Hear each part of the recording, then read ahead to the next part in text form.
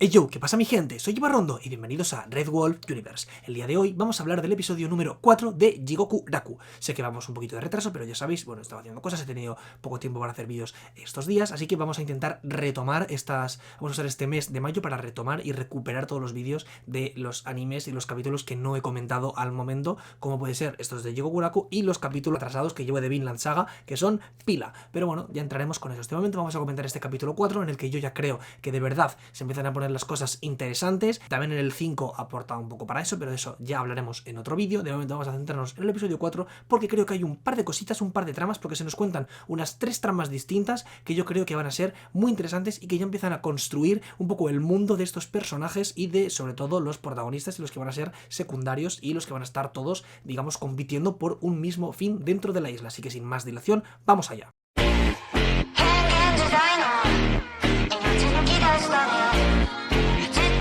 El capítulo comienza con Tamiya contándole a su guardia, a su Asaemon, más o menos cómo terminó allí, cómo se fue a un feudo, cómo le vacilaron llamándole que pues le llaman dragón pero que no podría cortar un dragón de verdad, cómo él cortó todos los tapices de dragón que había en ese templo y cómo por ello pues se le buscó y se le encarceló. Y mientras el guardia Asaemon dice que él es incomprensible para él, vemos que él también tiene su parte oscura, porque vemos que es una persona que hace autopsias y que entonces que también al hacerlas pues vemos que tiene una cara como de placer, de gusto, que lo justifica con los avances médicos que eso proporciona, pero bueno, vemos que también ahí puede haber algo turbio, por mucho que él no sea un criminal, que tiene algo con la muerte. Y básicamente hablan de cómo la mejor estrategia es ir a por las más fuertes para que después buscar el elixir sea posible de una manera más eficiente porque no habrá obstáculos. Básicamente esto nos lleva al punto donde finaliza el capítulo anterior, cuando aparecen estos monstruos gigantes. Esta es básicamente una conversación que tienen justo antes de esto que vimos previamente cuando se cortó la mano porque le picaron y todo el rollo. Y con esto pasamos otra vez a, obviamente, Gabimaru y Sagiri, que son quienes realmente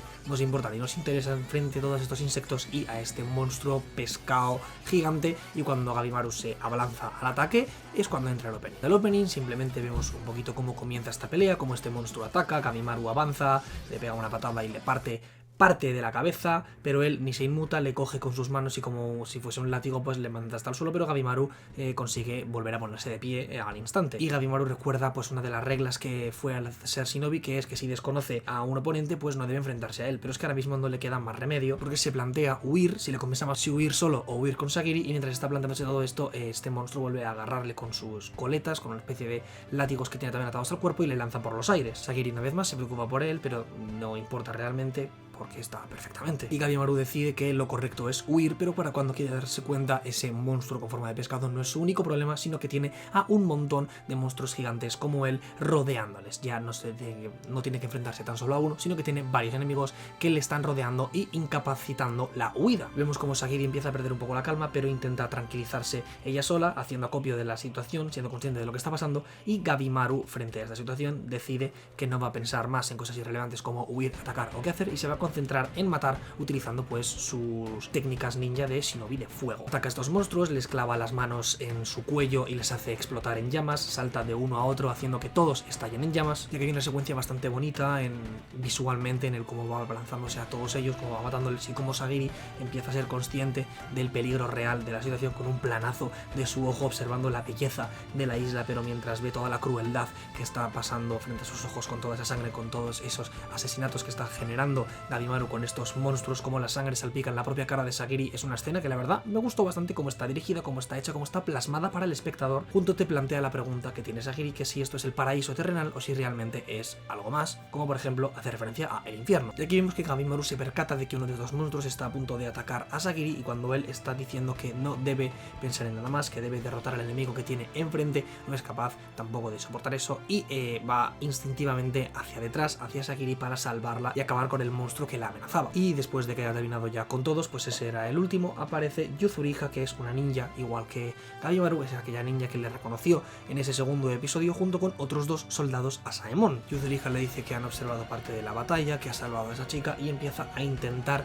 seducir a Gabimaru diciéndole a ver si quiere ser su compañero, que tiene mucho miedo, que con él se sentiría más segura, teniendo un contacto físico bastante invasivo con el espacio personal de Gabimaru, y Gabimaru simplemente pues le retuerce la muñeca y le hace una llave para inmovilizarla, siendo consciente de que esto es una estrategia por parte de una Kunoichi para aprovecharse de él y sacar ventaja sobre Gabimaru. Ella le dice que tiene sentido que Gabimaru la pille, que no le culpe por intentarlo, pero que es mejor pues arrepentirse por lo que pueda llegar a pasar. Y aquí aparece lo que aparentemente es su verdadera fachada, sus verdaderas intenciones. Y aquí pues Sagiri se hace la pregunta de por qué hay 2 Asaemon bajo su cargo. Vemos que uno de ellos, llamado Genji, antes estaba asignado a otro que es al que pues esta ninja también se alió previamente, seduciéndole. Parece que funcionó tanto con el criminal como con Genji, y pues luego le traicionó. Y luego vemos que el otro simplemente pues es el acompañante que tenía ella desde el principio y el que estaba encargado pues de ir conjunto a ella. Así que aquí Yuzuriha plantea que están en un lugar muy peligroso, rodeado de muchos peligros, y que tienen que intentar ser eficientes y encontrar el elixir de la vida lo más rápido posible, intentando pues forjar una alianza, forjar un ayudarse, un compañerismo.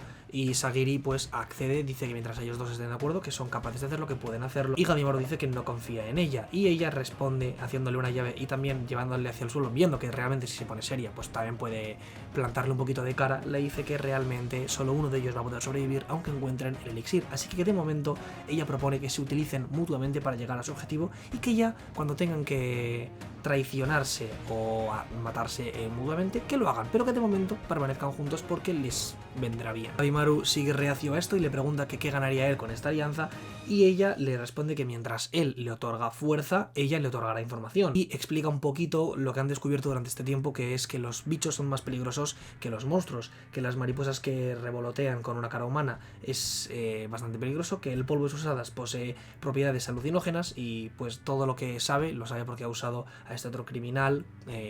como, digamos, conejillo de indias para probar todos los peligros o todos los potenciales peligros en él. Después vemos que los 100 pies que aparecían antes son asquerosos, pero que realmente son carroñeros, que no atacan a organismos vivos, simplemente van a por pues organismos muertos. Y después vemos como ella fingió que bajó la guardia para después matarle y pues quitarse de problemas. El soldado que va junto a ella pues dice que hay un montón de estatuas, pero que no es natural porque están mezclando, digamos, simbolismos del budismo y del taoísmo, y empieza a plantearse que la isla a lo mejor no es el paraíso terrenal que conocen. Qué sorpresa, ¿verdad? Sagiri le da un corte a una pierna de estos monstruos y se dan cuenta de que al final, aunque parezcan dioses o cosas divinas por la apariencia tan extravagante que tienen, que realmente pues tienen músculos y que mueren y que pues realmente son seres vivos sin más. Gabimaru le pregunta que por qué quiere sobrevivir, y ella empieza a contarle una historia de pues que tiene una hermana, que una enfermedad que no se puede curar, que se ha ido sin Obi para ganar dinero, y empieza a dar pues detalles nulos de su vida, de que vivía en una aldea de por allí, enfrentándose a un no sé quién de no sé dónde y un tal de para cual, literalmente lo cuenta así, a lo que Gabimaru le dice que basta de mentiras, a lo que ella responde que su verdadera motivación, aparentemente, yo no sé si ocultará algo más o no, pero me creería que fuese solo esto, es el simplemente hecho de querer vivir, el simple hecho de querer sobrevivir, que no necesitas un motivo para querer mantenerte viva, y esto realmente es una óptica bastante lógica que parece que no se había explorado de momento. Habían pasado 4 episodios, obviamente, o sea, tampoco es que hubiesen pasado 20 sin explorar esto, pero es que no hace falta un motivo enorme y grandilocuente para querer sobrevivir, simplemente puedes querer sobrevivir y ya está. Y después Gabimaru le pregunta que qué le hizo realmente a Makiyamono, que qué le hizo realmente a ese criminal que estaba junto a ella. Y vemos un pequeño planito de ver cómo acabó él realmente con un montón de cortes y flores a su alrededor, y ella dice que realmente no le hizo nada y que si se preocupa por la vida de extraños no durará mucho aquí. Y Gabimaru, al escuchar esto y sabiendo que ella oculta cosas todavía, acepta este trato, esta colaboración, esta alianza. Y precisamente cuando este soldado Saemon, que estaba por parte de ella, le va a dar más información, ella dice que para que no le digan nada todavía. Y Gabimaru le dice que, a ver, que de qué va, que la alianza precisamente trata de darle información, y dice ya que estaba de broma que le dé información. Mientras toda esta conversación se da, Sagiri empieza a sentirse un poco débil, a sentirse un poco superada, y como titubeó y dudó frente a esos monstruos, empieza a dudar de su habilidad con la espada, y mientras piensa en todo esto y mientras vive todo esto y transita todo esto, se desmaya, se desploma. Y aquí comienzan a contarnos pues una historia paralela, otra de estas, digamos, historias o frentes que se dejan abiertos en este capítulo, que es la historia de estos 2 hermanos, que son el chico rubito este, es que todavía no me sé los nombres de todos los personajes, y su hermano, que es un soldado Asaemon, que simplemente entró en el cuerpo para salvar a su hermano. Empiezan contándonos cómo a él se le asignó a su hermano y que él realmente consiguió ese puesto en tan solo un mes, mientras que el rubio aguantó ahí unas torturas e interrogaciones durante ese mes entero. Y mientras planean y él pregunta cómo pretenden escapar, el soldado Saemon, su hermano, le enseña simplemente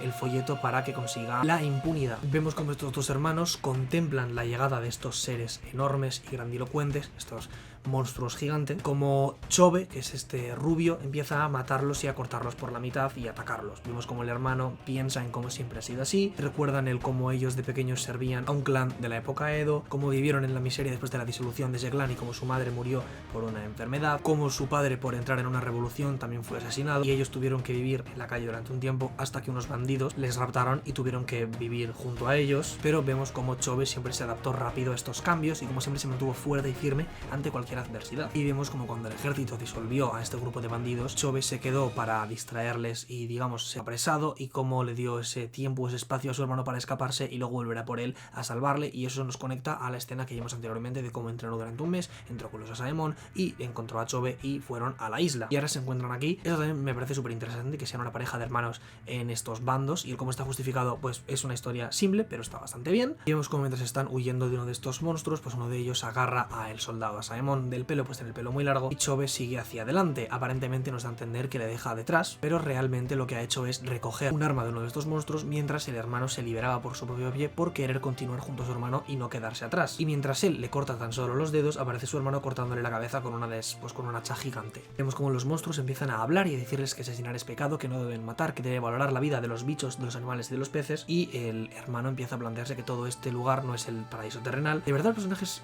se plantean: esto no es el paraíso. Es que me parece algo súper absurdo. Lógicamente no es el paraíso, pero bueno, supongo que es la gracia de la isla, que lo piensen y que no lo sea. Y vemos como Chobe se abalanza ante ellos preguntándose que le da absolutamente igual, que todas esas leyes del bien y el mal, lo correcto y lo que está mal, lo han decidido ellos y no él, lo han decidido los dioses o los que sean, y que él no va a tolerar sus opiniones y no va a aguantar esa manera de vivir, y que va a hacer lo que le dé la gana. Y todo esto lo dice mientras masacra a todos y cada uno de ellos, proclamándose a sí mismo su propio dios. Y con la decisión de Chobe de decir que masacrará a todos los monstruos, de todos los criminales, para conseguir el elixir, en vez de entregar el elixir se lo tomarán ellos, y así ni la misma muerte podrá meter las narices y podrá entrometerse en su estilo de vida. Así que tras estos hermanos tomando esta decisión, siendo conscientes de los peligros que tiene esta isla, y un último plano de una desmayada Sagiri viendo como ese diálogo de los hermanos recalcando que los débiles van a ser los primeros en morir, dándonos a entender que Sagiri realmente está en mucho peligro, porque estamos viendo que a lo mejor no está preparada para afrontar realmente lo que significa estar en esta isla. El episodio finaliza. Este episodio número 4 la verdad que ha sido muy interesante, plantea bastantes cosas de bastantes frentes, un poquito nos cuenta al principio de esta historia pues, de este hombre del dragón y su compañero el soldado Rubito, luego vamos a la historia principal de Sagiri y Gabimaru encontrándose con esta Kunoichi y empezando esta alianza que me parece que va a ser clave la verdad en el desarrollo de cómo van a ocurrir a partir de ahora los acontecimientos, y también nos plantean a esta pareja de hermanos, planteándonos así bastantes personajes nuevos que van a participar en la historia, como son este primer dúo que no se llevan muy bien pero parece que tienen algo de química, que son estos dos primeros, estos dos últimos que son hermanos, y me parece súper interesante que hayan metido pues eso, una pareja de hermanos y de esta manera también integrada, que sean cada uno de un bando pero que tengan ellos dos como individuos un pensamiento egoísta y un objetivo completamente distinto, que es tomarse ellos el elixir para poder seguir viviendo sus vidas sin que nadie les moleste, y el grupo principal con otros 3 personajes que bastante probablemente representen un peligro para Gabimaru y para Sagiri, depende de cómo se tomen esta alianza y cómo de egoístas sean ellos mismos y cuando salga a relucir este egoísmo, porque al principio a lo mejor se controlan, pero allá dentro de unos capítulos empiezan a tener movidas cuando más avance la trama. Pero me está gustando mucho cómo están planteando las cosas, lo que se está planteando también, no solo la manera sino el qué, me está gustando mucho. Estoy esperando que algunos de estos personajes que estamos conociendo se peguen entre ellos o haya alguna pelea épica entre algún personaje y no solo contra monstruos a los que pues realmente parece que no están teniendo mucho problema de momento. Así que nada, estoy ansioso de ver cómo continúa esta gran historia que de verdad me está pareciendo muy interesante y de la que se está hablando bastante poco para lo que está siendo. La animación está cumpliendo, la verdad, para ser mapa me esperaba algo bastante mejor, pero está cumpliendo, no es mala. Hay un frame un poquito raruno, pero espero que la animación guapa, digamos, se lo estén guardando para alguna pelea que tenga de verdad un peso más grande en la historia y en la trama, y espero que en ese momento sí que se luzcan. De verdad, hay destellos, pero tampoco es la genialidad que ha sido mapa en Jujutsu, en Shingeki o en Chainsaw Man, pero bueno, supongo que tiempo al tiempo eso llegará y también tendrán sus motivos como staff para hacerlo de esta manera. Así que nada, este habría sido mi review, análisis y opinión a este episodio número 4 de Jigokuraku. Si os ha gustado el vídeo, pues ya podéis darle like, podéis compartirlo, podéis suscribiros, podéis comentarme, ya sabéis que eso a mí me ayudaría un montón y me apoyaría muchísimo. Soy Ibarrondo, esto es Red Wolf Universe y nos vemos en el próximo vídeo. Adiós. Y no puedo más, y no puedo más. Yo quiero gritar, yo quiero sangrar. Tengo que sufrir, tengo que aguantar. Yo quiero escribir, quiero terminar. Voy a materializar toda esa energía. El dolor no me hace mal, solo se anestesiará. He dejado de sentir las hojas